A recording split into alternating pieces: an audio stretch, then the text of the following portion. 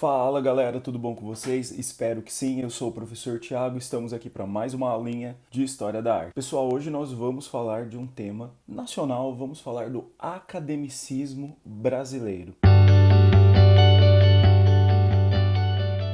Gente, para podermos entender a origem do academicismo no Brasil, a gente tem que falar aqui de um tema muito importante na história. A gente tem que falar das guerras napoleônicas. Pessoal, Napoleão Bonaparte governou a França de 1799 até 1815 e durante o seu período nós tivemos um rápido expansionismo do Império Francês sobre a Europa. Durante as guerras napoleônicas, pessoal, o principal inimigo dos franceses foi a Inglaterra. Para tentar deter ali, ou para tentar vencer, melhor dizendo, os franceses, aliás, os ingleses, nós tivemos ali a criação por parte do Napoleão do chamado bloqueio continental. Segundo o bloqueio continental, nenhum país da Europa poderia fazer comércio com a Inglaterra sob a pena ali de sofrer a invasão das tropas francesas e, consequentemente, ter trocado ali, ter retirado a dinastia que estivesse no poder. Portugal, pessoal, não conseguiu manter esse bloqueio, era muito alinhado com a Inglaterra, acabou sofrendo a invasão do Napoleão Bonaparte. Isso fez com que a família real se deslocasse aqui para o Brasil, fugisse do Napoleão. Em 1815, nós temos ali a derrota final do Napoleão, a criação do Congresso de Viena e o Brasil reestabelece as relações com os franceses. É aqui que nós vamos começar a falar do academicismo no Brasil. Com o fim da Guerra Napoleônica, das guerras napoleônicas, pessoal, nós tivemos vários artistas que estavam alinhados ao Napoleão Bonaparte lá na França, sendo perseguidos em território francês. Então, muitos desses artistas foram convencidos ali a liderar, a fazer parte da missão, da chamada missão artística francesa. A ideia aqui da monarquia portuguesa, pessoal, que está instalada aqui no Brasil, é promover uma mudança na nossa arte. O Dom João, pessoal, que era regente, estava quase se transformando em rei, a sua mãe ainda não havia morrido, a Dona Maria I, ele pretendia dar um ar europeu e civilizatório para o seu governo aqui no país tropical, ou na colônia tropical, melhor dizendo. Para isso, então, ele vai atrair esses artistas franceses, artistas neoclássicos, artistas aí do academicismo. Dom João também vai criar, pessoal, a Escola Real de Ciências, Artes e Ofícios, que no futuro vai ser a Academia Imperial de Belas Artes. Inclusive, a gente chama de academicismo essa fase, pessoal, por conta dessas academias que são patrocinadas pelo Estado. O que nós tínhamos antes da chegada da missão artística francesa aqui no Brasil, pessoal? Nós tínhamos uma arte onde predominava o barroco, então era uma expressão artística ali voltada para a questão religiosa, onde o financiamento das obras, o financiamento aos artistas era feito por confrarias, e esses artistas não eram devidamente valorizados. Eram artistas aí que peregrinavam por várias regiões do Brasil, por várias cidades, para promover a sua arte, mas não havia um processo ali de profissionalização desses artistas. Com a chegada da missão artística francesa, pessoal, nós vamos ter uma mudança total no conceito de arte no Brasil. Esses artistas, eles não vão se voltar só para o religioso, eles vão retratar ali a vida cortesã, a vida no palácio. O Debré, que foi o maior desses artistas, inclusive foi o retratista do Dom Pedro I. Vão fazer quadros de paisagem, cenas do cotidiano, aspectos culturais do Brasil e também os tipos sociais, a miscigenação, diferentes povos aí, grupos étnicos negros africanos que vieram para cá serão retratados também. Nós vamos ter também a criação de novos padrões arquitetônicos, urbanísticos, mobiliários, tudo isso em função dessa adaptação do Brasil a uma nova corrente artística.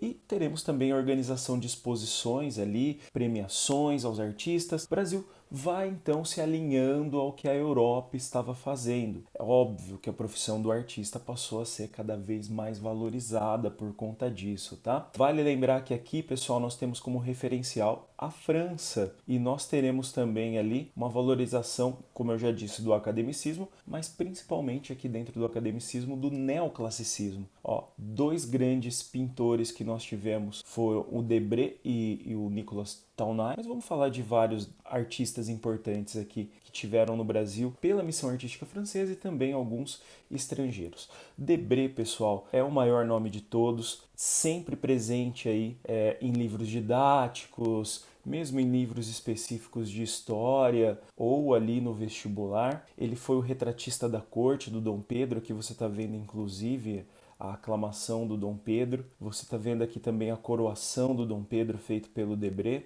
mas ele não ficou só em cenas cortesãs. Olha só, por exemplo, essa imagem aqui onde você tem ele retratando negros escravos de ganho. Escravo de ganho, pessoal, ele trabalhava na cidade, ele vendia produtos e ficava inclusive com parte do lucro das vendas desse produto. Essa outra cena aqui, o jantar, ela é muito clássica do Debré, onde você tem ali a família branca se alimentando, os negros serviçais ali em volta da mesa e crianças no chão sendo alimentadas como se fossem animais. Ok? Não esqueçam, a escravidão no Brasil acabou só em 1888 e nós estamos no começo do século XIX. Outras cenas do cotidiano brasileiro, ó, você tem aqui negros próximos ali à igreja, você percebe ali, pessoal, alguns desses negros estão descalços, outros estão calçados. Estar descalço significa ser escravo, tudo bem, é uma forma de hierarquização. Aqui você tem uma cena de uma sapataria onde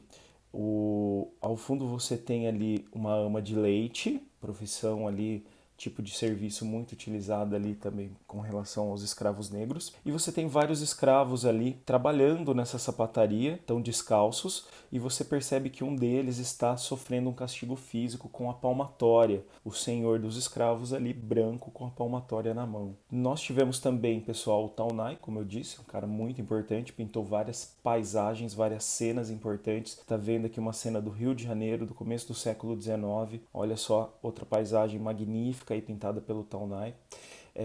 Ele teve também seus filhos aqui, como o Félix Taunay, que pintou, olha só, o retrato do Dom Pedro II ainda menino, e Aimé Taunay fez cenas ali da natureza e dos nativos. Fora da missão artística francesa, nós devemos destacar alguns nomes também, como Rugendas, grande nome. Aqui você está vendo o mercado de escravos, ok? Algo muito comum no Brasil. Outra cena do cotidiano, ó, onde você percebe ali a presença de muitos negros também. E aqui ele retrata um quilombo. Essa outra cena, pessoal, ela é bem interessante, que ela mostra bem a dinâmica da época. Então, de um lado você tem ali, ó, os brancos sentados à mesa, né, um tocando um bandolim, inclusive. Aí você tem vários negros ao chão, cuidando ali das crianças. Você vê que na mão de uma dessas negras tem inclusive uma arara. Na parede, pessoal, você percebe um crucifixo, né, mostrando ali a religiosidade que existe aqui no Brasil nessa época. E aqui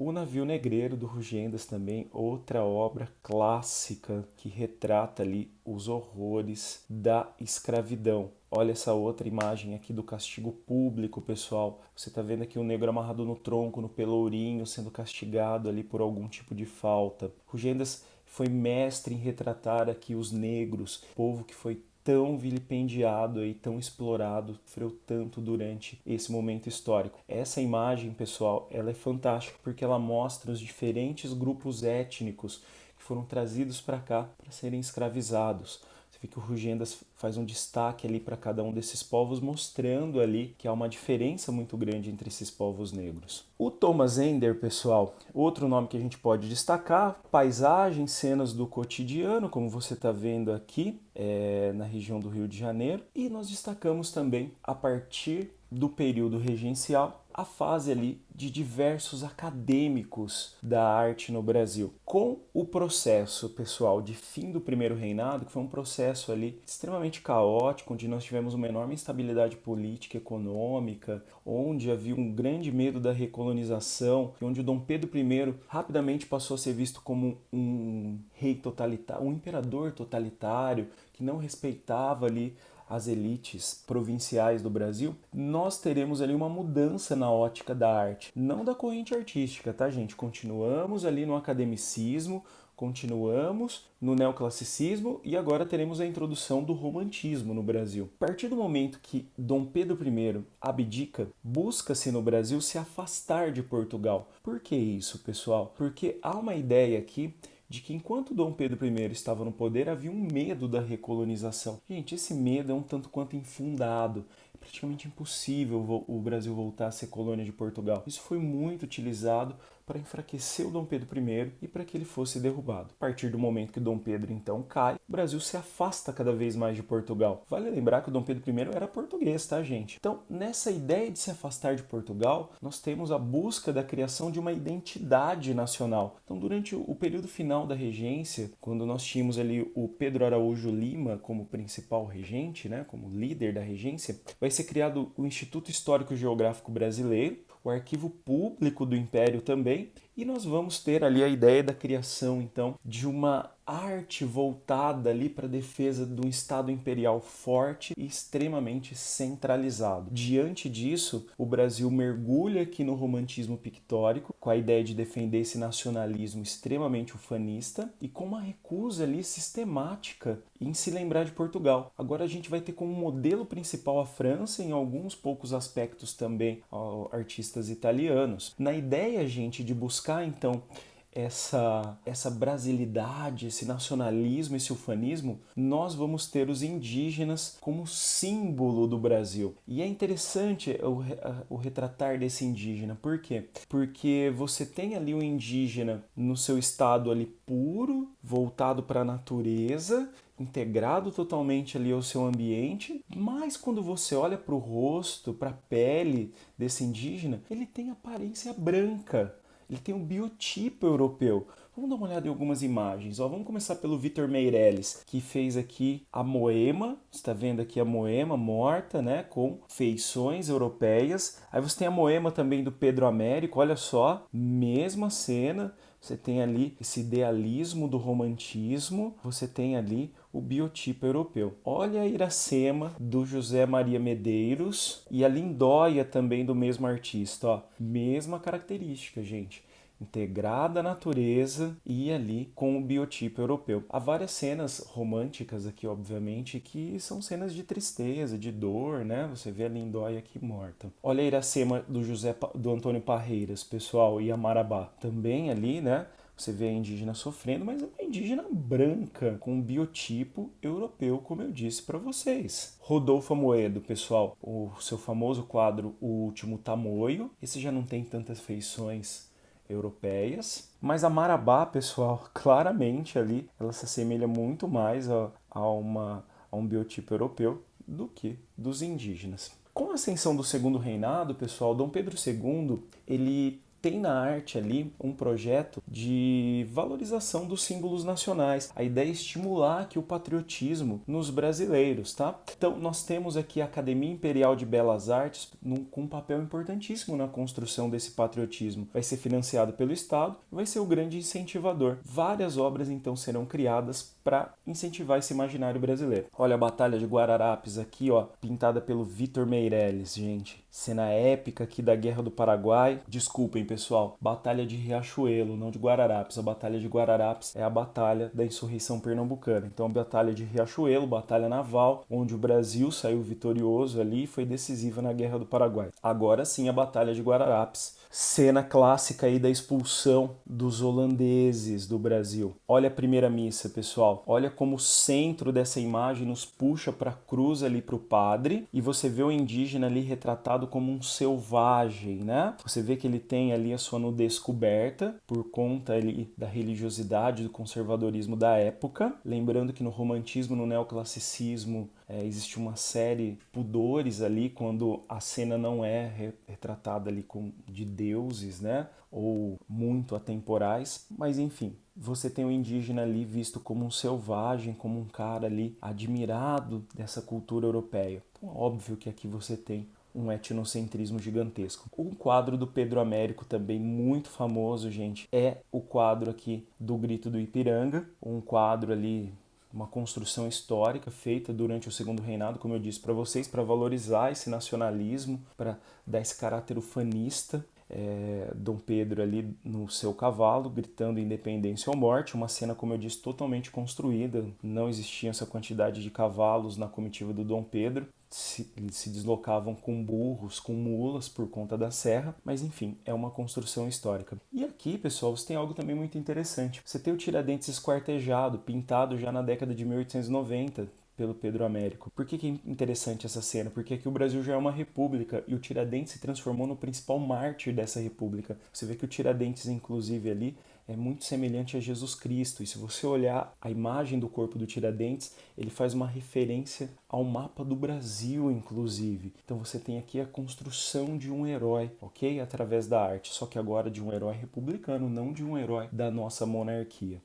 E nós tivemos alguns artistas regionais que podemos destacar também, como Antônio Parreiras, pintando aqui os bandeirantes, pintando também aqui outros líderes de insurreições contra Portugal. Você vê aqui o primeiro passo da independência também do Antônio Parreiras, que faz um retrato ali do movimento que ocorreu lá na Bahia contra os portugueses. Olha o Benedito Calixto, pessoal, com uma cena clássica ali dos bandeirantes do Domingo Jorge Velho e o Paço do Colégio em São Paulo, centro de São Paulo. Olha o Almeida Júnior, pessoal, também com seu regionalismo, ó, pintando o caboclo ali, picando fumo e tocando viola. Essa fase é uma fase muito importante da história da arte do Brasil, uma fase de transição do barroco aí para o academicismo.